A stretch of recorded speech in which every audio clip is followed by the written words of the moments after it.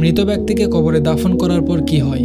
Science অনুযায়ী মৃত ব্যক্তিকে কবরে দাফন করার 24 ঘন্টার মধ্যে দুর্গন্ধ ছড়াতে শুরু করে, যার কারণে পোকামাকড় শরীরে উঠতে থাকে এবং দেহের মাংস খাওয়া শুরু করে।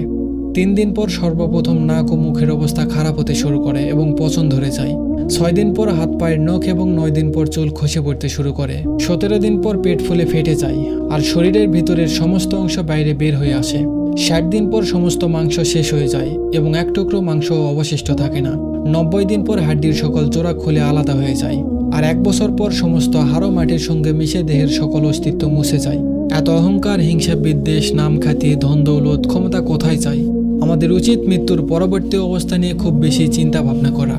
তাহলে নিজের সুন্দর চেহারা নিয়ে অহংকার কম হবে, হিংসায় ভরা অন্তরটা নমনীয় হবে, চাওয়া পাওয়ার আকাঙ্ক্ষা কম থাকবে, দুনিয়ার প্রতি লালসা কম জাগবে, আখিরাতকে সুন্দর করার তাড়না অনুভব হবে ইনশাআল্লাহ।